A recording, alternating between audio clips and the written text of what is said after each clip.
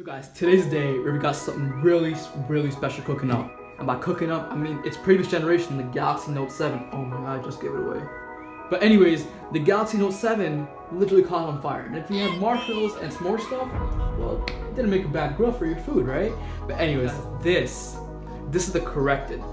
Notorious for its amazing pen and its physical capabilities, ladies and gentlemen, allow me to introduce the Samsung Galaxy Note 10.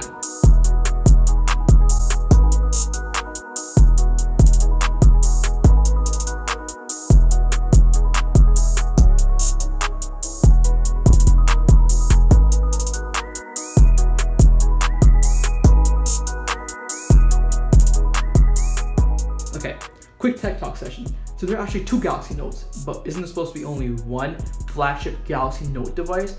Well, actually, yeah, but they made different sizes. So basically, the one in front of us right now is a Galaxy Note 10. If you want the bigger size, you can go for the Galaxy Note 10 Plus. However, the one we have in front of us, the Galaxy Note 10, is incredible. This one starts at $949, comes with 256 gigabytes of storage, the amazing Aura Black color, and a 6.3-inch dynamic AMOLED display with a 401 pixel per inch ratio. If you think about it, it's kind of bigger than the iPhone XR and kind of bigger than the Samsung Galaxy S10. So it's not a drastic difference. Talking specs, this has a Snapdragon 855 with 8 whole gigabytes of RAM, and it's got a 3500 mAh battery to keep you powered throughout the day, and not only keep you powered, but the Samsung S Pen too. So for everything, in my opinion, it's a good buy. However, this also does support 25 watts of fast charging, which they give you in the box. And if you want to up your scale just a little bit more, you can go all the way up to 45 watts of super fast charging. But for a Samsung Galaxy entry-level Note phone, Samsung actually made my money worth. Like, hey, it's got a lot of stuff, and this phone is just amazing. However, the Note 10 Plus, its bigger brother, basically has a little more of what I just told you before about the Note 10, just fine-tuned. Now, I could say all the specs, but that's just a lot too much to say, but it's kind of better, okay?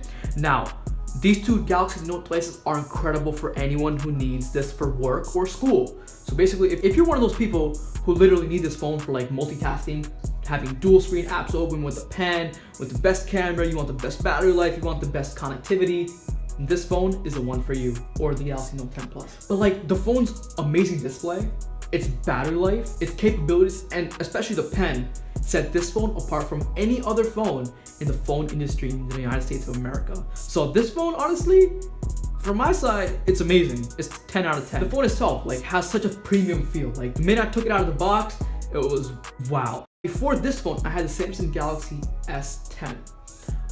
You already know I'm pretty straightforward about my phones. Okay, if I like the phone, I tell you. If I don't, I tell you. But the whole thing is, the minute I took this out of the box, I was like, damn, the S10's gotta go away. Like, this thing really swept me away. But the S10, in my opinion, it was not like a good phone. Like, fun-wise, I had more fun with my Samsung Galaxy S9, but the S10 totally was just like, okay, that's not it. And you're pretty much gonna notice that there are changes to the body, especially the buttons. The lock button is also now on the side of the volume button. So lock button also functions as the Bixby button. However, if you want to go ahead and reprogram the lock button, well, the Bixby button, to be your actual power off button, you can simply do so by going to settings. Anyways though, there's no more headphone jack, and there is a bigger and better screen to body ratio. I'm talking 90% screen to body ratio. That is a statement right there, okay? A lot of people are gonna be like, hey, you just skipped over the headphone jack. I'm about to state my opinion straight up to you guys right now. Headphone jack is kind of history. Like, at first when the iPhone 7 came out without the headphone jack, I was like, okay, that's stupid. But then, as I got used to the Samsung Galaxy Note 10, the iPhone XS, and the iPhone 7 Plus, and on and on and on. Yeah, it sucks that you can't charge and listen to music at the same time, but does it really matter at this point? I don't know. For me personally, it doesn't matter, but for people like you guys watching, maybe it does affect you. But for me, it's just like, okay, it's not there, it's not there. What am I gonna do? But will the headphone jack even have a chance of making a comeback? Maybe with a smaller port. But at this rate where I'm saying Type-C making a huge effect, even these new AKG signature earbuds, which I'm addicted to, I don't think it's gonna come back. But the Type-C port holds a lot of capabilities. They can power the AKG earbuds, which honestly are incredible. Like, there are a lot of people out there who complain about the AKG earbuds falling out of the ears and not sounding great. But for me, since I have my bug, my turban, it just like helps it stay in and get the better bass. One more reason to wear a turban. Anyways though, but the Type-C basically, I mean, really fast charging speeds, like 25 watts, that's a lot. And if you want to go higher, you go all the way up to 45 watts. Like that's something special. That's like you can say like iPad Pro level speed of charging, you know? It's a major charging speed. However, what I just talked about right now, like the charging speeds with 25 watts and the AKG signature earbuds, those are actually all included for you in the box. So basically, win-win for you, right? Samsung's really hooking the Note 10 people out there with like all the good stuff. Next up, we've got the pen. The Samsung Galaxy S Pen. Would the Note series actually be existent without the pen? Like, what would it be called? Z? G? I don't know. Samsung Galaxy Z series? I don't know. But without the pen, the Note has no purpose to be on the market. So basically, with pen actually is not just for writing notes. It's not just for making commands, not just for using it as a stylus. This is actually used for toggling your volume up, down, skipping the track, going back the track, playing and pausing your track, and let's not forget, is used to control your camera also. So you can now switch to camera mode, you can start filming your video with the pen. It's a whole atmosphere when you get used to the S Pen. Like, trust me, what Samsung did, they put so much hardware into that small little pen. Now you need to actually charge the pen through the phone, which it does automatically when it's docked in. So the S Pen, in my opinion, it has a really, really big upgrade. That's why it's kind of set apart from the whole phone industry, because this pen does way more than you expect it would do.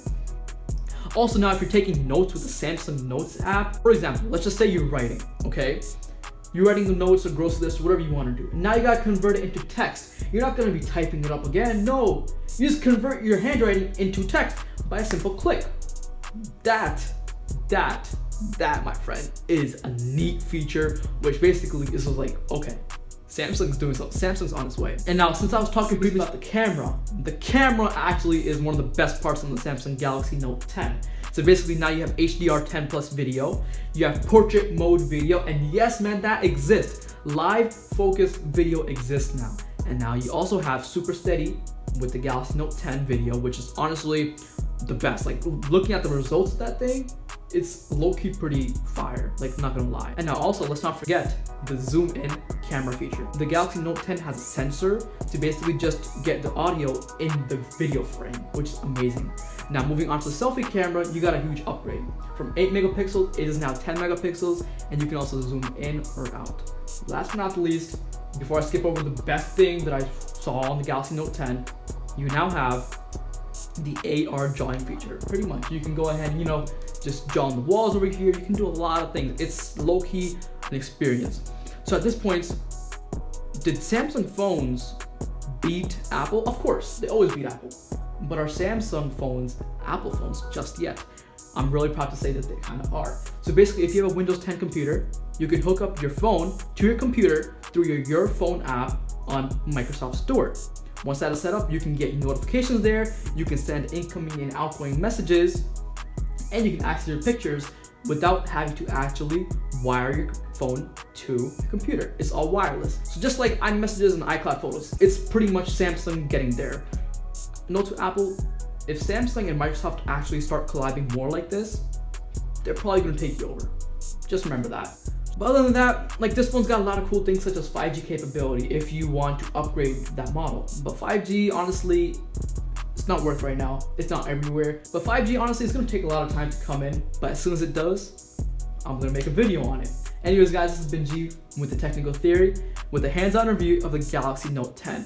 Before I exit this video, I give this phone a 10 out of 10, no matter what. This phone is incredible. This is now my new daily driver. So my main SIM card is actually on this one. If this video was good, man, make sure you go ahead and drop a like down below. And if you're new to the channel, welcome, I'm G. And as you can see, this channel is all about technology. But anyways though, make sure if you're new, make sure you go ahead and subscribe, man. You'll be up to date with all the hottest tech in the industry. Anyways,